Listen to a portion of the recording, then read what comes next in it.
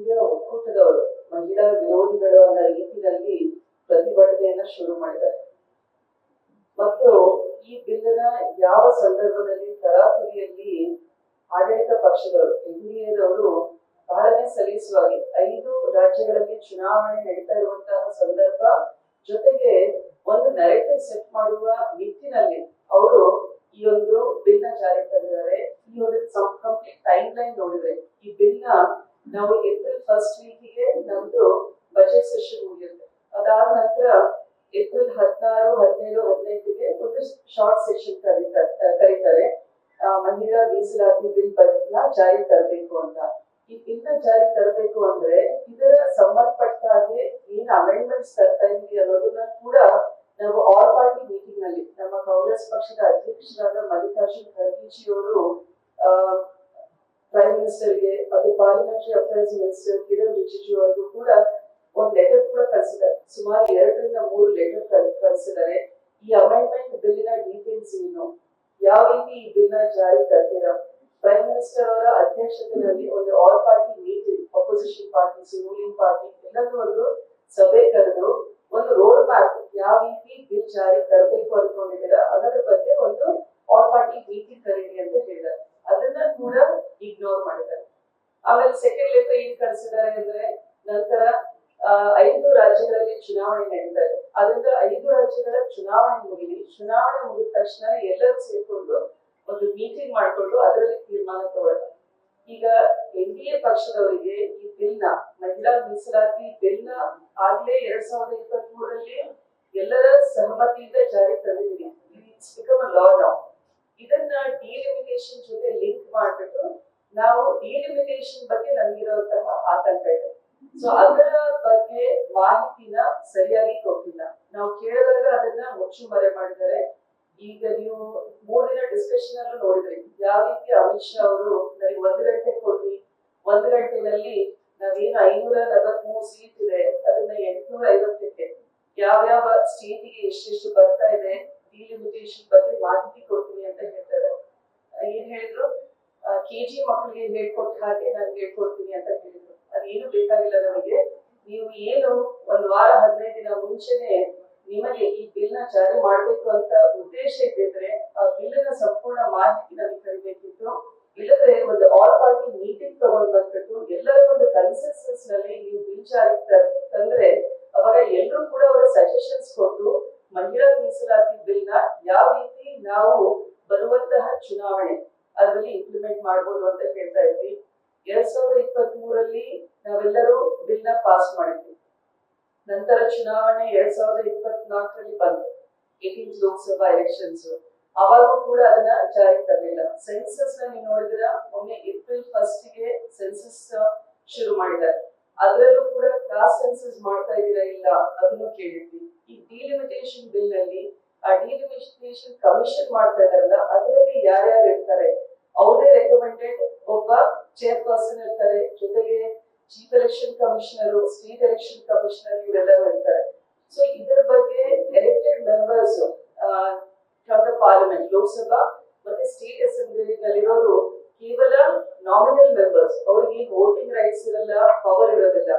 So ಇದರ ಬಗ್ಗೆ ಆಮೇಲೆ ಈಗಾಗಲೇ ನಮಗೆ ಆತಂಕ ಇರೋದು ಡಿಲಿಮಿಟೇಷನ್ ನ ತರುವ ನಿಟ್ಟಿನಲ್ಲಿ ಯಾವ ರೀತಿ ಅವರು ಕಾನ್ಸ್ಟಿಟ್ಯೂಯೆನ್ಸೀಸ್ ನ state both parliamentary and assembly election ಅಲ್ಲಿ ಡಿಲಿಮಿಟ್ ಮಾಡ್ತಾರೆ ಅನ್ನೋದು ಕೂಡ ನಮಗೆ ಆತಂಕ ಇದೆ. ಯಾಕಂದ್ರೆ ಜಮ್ಮು ಅಂಡ್ ಕಾಶ್ಮೀರ್ ಮತ್ತೆ ಅಸ್ಸಾಂ ನಲ್ಲಿ ಈಗಾಗಲೇ ಅವರು ಏನ್ ನಾವು ಜೆರಿ ಮ್ಯಾಂಡರಿಂಗ್ ಅಂತ ಒಂದು ಟರ್ಮ್ ಎಲ್ಲ ಫೇಮಸ್ ಆಗ್ಬಿಟ್ರೆ ಅವರಿಗೆ ಯಾವ ರೀತಿ ಅನುಕೂಲ ಆಗುತ್ತೆ, ಯಾವ ರೀತಿ ಅವರು ಕಾನ್ಸ್ಟಿಟ್ಯೂನ್ಸೀಸ್ ನ ಪ್ಯಾಟರ್ನ್ ಮಾಡಿದ್ರೆ ಅವರಿಗೆ ರಾಜಕೀಯ ಲಾಭ ಆಗುತ್ತೆ ಅನ್ನೋದನ್ನ ಮನಸ್ಸಿನಲ್ಲಿ ಇಟ್ಕೊಂಡು ಅವ್ರು ಮಾಡ್ತಾರೆ ಅನ್ನೋದು ಈಗಾಗಲೇ ಜಮ್ಮು ಅಂಡ್ ಕಾಶ್ಮೀರ್, ಅಸ್ಸಾಂ ನಲ್ಲಿ ತೋರಿಸಿದ್ದಾರೆ. ಸೊ ಅದರಿಂದ ಇನ್ನೊಂದು ನಾವು ಯೋಚನೆ ಮಾಡ್ಬೇಕಾಗಿದೆ. ನಾನು ಕೂಡ ಡೆಲ್ಲಿನಲ್ಲಿದ್ದೆ ಈ 3 ದಿನದ ಅಧಿವೇಶನದಲ್ಲಿ. 1 ದಿನ ಮುಂಚೆನೆ ಪ್ರಧಾನಮಂತ್ರಿ ಅವರು ಇದನ್ನ ಎಲ್ಲ ಸಾರ್ವಜನಿಕರು ವೋಟರ್ಸ್ ತಿಳ್ಕೋಬೇಕಾಗತ್ತೆ. 1-2 ದಿನ ಮುಂಚೆನೆ ಎಲ್ಲಾ ಮಹಿಳೆಯರನ್ನ across the length and breadth of the country ಕರೆಸ್ಬಿಟ್ಟು ಸಭೆ ಮಾಡ್ತಾರೆ. ಒಂದು ಮಹಿಳಾ ಬಿಲ್ ನ ಜಾರಿ ತರ್ತಾ ಇದೀವಿ ಅಂತ ಹೇಳಿ ಹೈಪ್ ಮಾಡೋದು ಎಲ್ಲಾನೇ. Don't bring the emotions of the men. First of all ನಾನು ಅದನ್ನ ಹೇಳ್ಬೇಕಾಗಿದೆ. ಮಹಿಳೆಯರನ್ನ ನೀವು ವೋಟ್ ಬ್ಯಾಂಕ್ ಆಗಿ ಬಳಸ್ಕೊಂಡು ಅವರ ಇಮೋಷನ್ಸ್ ಜೊತೆಗೆ ದಯವಿಟ್ಟು ನೀವು ಆಟ ಆಡ್ಬೇಡ್ರಿ. ಎಲ್ಲರೂ ಕರೆಸ್ಬಿಟ್ಟು ಅವತ್ತು ಮೀಟಿಂಗ್ ಮಾಡ್ತಾರೆ. ಅದಾದ ನಂತರ 3 ದಿನ ಚರ್ಚೆ ಮಾಡ್ತಾರೆ. ಬಿಲ್ಲಿಂಗ್ ಡೀಟೇಲ್ಸ್ ಆಪೋಸಿಷನ್ಗೆ ಯಾರಿಗೂ ಕೊಡೋದಿಲ್ಲ. ಅವರಿಗೆ ಬಿಲ್ ಪಾಸ್ ಆದ್ರೆ ಕ್ರೆಡಿಟ್ ತಗೋಬೇಕು, ಬಿಲ್ ಫೇಲ್ ಆಯ್ತು ಅಂದ್ರೆ ಆಪೋಸಿಷನ್ಗೆ ಬ್ಲೇಮ್ ಮಾಡಬೇಕು. ಒಂದು ನೆರೆಟಿವ್ ಸೆಟ್ ಮಾಡಬೇಕು. ಇಂಡಿಯಾ ಒಕ್ಕೂಟದವರು ಅಪೋಸಿಷನ್ ಅವರು ಆಂಟಿ ವಿಮೆನ್ ಇದ್ದಾರೆ, ಮಹಿಳೆಯರ ಪರವಾಗಿಲ್ಲ ಅಂತ ಒಂದು ನೆರೆಟಿವ್ ಸೆಟ್ ಮಾಡಬೇಕಾಗಿದೆ. ನಾನು ಕೂಡ ಸದನದಲ್ಲಿ ಮೊದಲನೇ ದಿನ ನಮ್ಮ ಪಕ್ಷದಿಂದ ಸುಮಾರು 16 ಜನಕ್ಕೆ ಮಾತಾಡಲಿಕ್ಕೆ ಅವಕಾಶ ಇತ್ತು. ನನಗೆ ಅದರಲ್ಲಿ ಶಾರ್ಟ್ ಲಿಸ್ಟ್ ಆಗಿರಲಿಲ್ಲ ನನ್ನ ಹೆಸರು. ಆದ್ರೆ ಇಂಥ ಒಂದು ಇಂಪಾರ್ಟೆಂಟ್ ಬಿಲ್ ಇದೆ, ಮಾತಾಡಬೇಕು ಅಂತ ಹೇಳ್ಬಿಟ್ಟು ಗುರುವಾರ ರಾತ್ರಿ 12:45ಗೆ ನನಗೆ ಟೈಮ್ ಸಿಕ್ಕಿದ್ದು. ಕೇವಲ ನಾವು 50 ಜನ ಎಂಪಿಸ್ ಕಾಯ್ತಾ ಇದ್ವಿ. ಸರ್ ವಿಮೆನ್ ಎಂಪಿಸ್, ಇಂಥ ಒಂದು ಇಂಪಾರ್ಟೆಂಟ್ ಬಿಲ್ ಬಗ್ಗೆ ಮಾತಾಡ್ಲಿಕ್ಕೆ ಒಂದು ಅವಕಾಶ ಕೊಡಿ ಅಂತ ಸ್ಪೀಕರ್ ಅವ್ರನ್ನ ರಿಕ್ವೆಸ್ಟ್ ಮಾಡಿಕೊಂಡು ನನಗೆ ಕೇವಲ 4ರಿಂದ 5 ನಿಮಿಷ, 5.5 ನಿಮಿಷ ಸಿಕ್ಕಿದೆ. ಅದರಲ್ಲಿ ಮಹಿಳೆಯರ ಬಿಲ್ ಬಗ್ಗೆ ಮಾತಾಡ್ಲಿಕ್ಕೆ ಒಂದು ಅವಕಾಶ ಸಿಕ್ತು. ಆದ್ರಿಂದ ಇದು ಒಂದು ಅವತ್ತು ಕೂಡ ನಾವು ನೋಡ್ತಾ ಇದ್ದೀವಿ, ಪ್ರತಿಯೊಂದು ಗ್ಯಾಲರಿನಲ್ಲೂ ಮಹಿಳೆಯರನ್ನ ಇನ್ವೈಟ್ ಮಾಡಿದ್ದಾರೆ. ನಮ್ಮ ಕ್ಯಾಂಟೀನ್ ನಲ್ಲಿ, ಯಾವ ಎಂಪಿ ಕ್ಯಾಂಟೀನ್ ಅಲ್ಲಿ ಅಲ್ಲೂ ಕೂಡ ಮಹಿಳೆಯರಿದ್ದಾರೆ. ಎಂಟೈರ್ ಪಾರ್ಲಿಮೆಂಟ್ ಪ್ರಿಮೈಸಸ್ ನಲ್ಲಿ ಮಹಿಳೆಯರಿದ್ದಾರೆ. ಇದೇನು ಹೈಕ್ ಮಾಡ್ಬೇಕಾಗಿದೆ ಬಿಜೆಪಿ ಅವರಿಗೆ. ಪ್ರತಿಯೊಬ್ಬ ಎಂಪಿನೂ ಕೂಡ ಸುಮಾರು 15ರಿಂದ 20 ಮಹಿಳಾ ರೆಪ್ರೆಸೆಂಟೇಟಿವ್ಸ್ ನ ಕರೆಸಬೇಕು ಅಂತ ಅವರೆಲ್ಲ ಬಂದು ಓಡಾಡ್ತಾ ಇದ್ದಾರೆ. ಸೊ ಇದು 2 ದಿನದ ಚರ್ಚೆಯಲ್ಲಾಯ್ತು. ಆಮೇಲೆ 2ನೇ ದಿನ ರಾತ್ರಿ ಬಿಲ್ ನ ಪಾಸ್ ಮಾಡುವಾಗ ಸಾಕಷ್ಟು ವಿರೋಧ ಪಕ್ಷದಲ್ಲಿರೋರನ್ನ ರೀಚ್ ಔಟ್ ಮಾಡಿದ್ದಾರೆ. ಅದನ್ನು ಮೀಡಿಯಾದಲ್ಲಿ ನೋಡ್ತಾ ಇರ್ಬೋದು ನೀವು.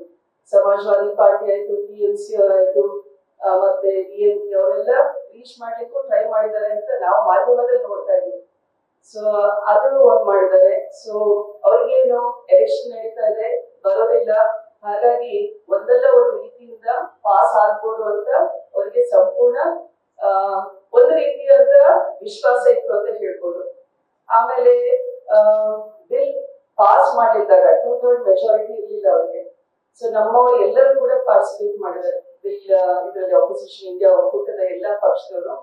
ಆಮೇಲೆ ಬಿಲ್ ಪಾಸ್ ಆಗಿದ ಮೇಲೆ ಅದು ಇನ್ನೊಂದು ರೀತಿಯಂತಹ ಅವಮಾನ ಆದಂಗಾಯ್ತು. ಯಾಕಂದ್ರೆ ಈಗ 11ನೇ ವರ್ಷ ಇದು ಇಂಡಿಯಾ ಅಲಯನ್ಸ್ ಇಂದು ಸಂಪೂರ್ಣ ಮೆಜಾರಿಟಿ ಇತ್ತು ಅವ್ರಿಗೆ. ಫಸ್ಟ್ ಟರ್ಮ್, ಸೆಕೆಂಡ್ ಟರ್ಮ್, ಈ ಥರ್ಡ್ ಟರ್ಮ್ ಅಲ್ಲೂ they have a good majority. 400 ಪಾರ್ ಅಂತೂ ಆಗಿಲ್ಲ.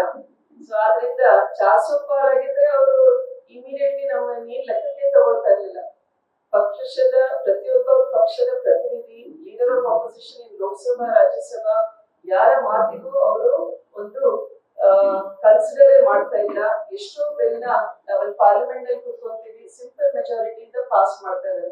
ಇಲ್ಲಿ 2/3 ಮೆಜಾರಿಟಿ ಸಿಗ್ಬೇಕಾಗಿತ್ತು, ಅದು ಆಗ್ಲಿಲ್ಲ ಅನ್ನೋದು ಅವ್ರಿಗೆ ದೊಡ್ಡ ತಲೆಬಿಸಿ ಆಗಿದೆ. ಈಗ ಅಲ್ಲೂ ಅವತ್ತಿನ ದಿನ ಕೂಡ ನಾವು ಬಿಲ್ ಪಾಸ್ ಆಗ್ತಾ ಇರೋ ಸಮಯದಲ್ಲಿ ಡಿಲಿಮಿಟೇಷನ್ ಬಿಲ್ ನ ನಾವು ರಿಜೆಕ್ಟ್ ಮಾಡಬೇಕು. ಮೊದಲನೇದಾಗಿ women's reservation act already pass ಆಗಿದೆ. ಇವತ್ತು ನಾವು ಇಂಡಿಯಾ ಒಕ್ಕೂಟ ಏನ್ ರಿಜೆಕ್ಟ್ ಮಾಡಿದೆ ಅಂದ್ರೆ ಡಿಲಿಮಿಟೇಷನ್ ಬಿಲ್ ನ ರಿಜೆಕ್ಟ್ ಮಾಡಿದೀವಿ ನಾವು.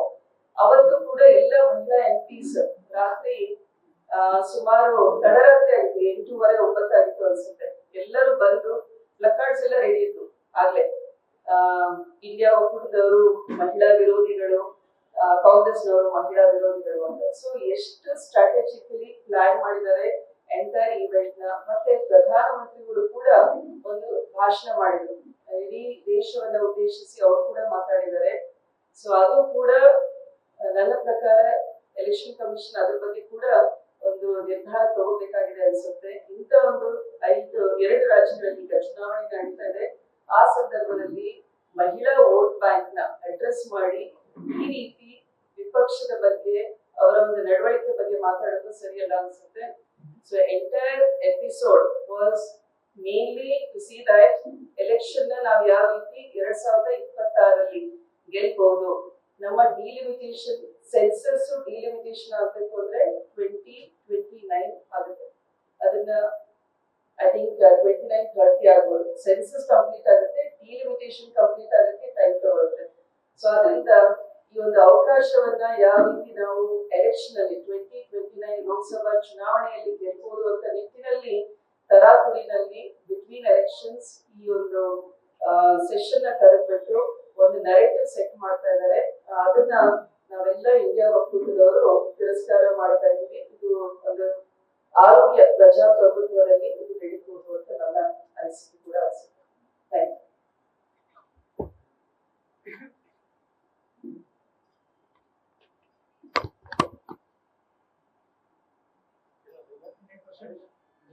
Out ಮಾಡ್ತೀನಿ, which will summarize everything. English nalide. See, the allegation that arises from this pattern is not about a single provision or a single bill. It is about how institutional design itself is being used as a tool for political advantage, not by changing who participates in democracy, but by reshaping the conditions under which representation is allocated, political resources are distributed, and timing determines who benefits first. So the entire summary is there in the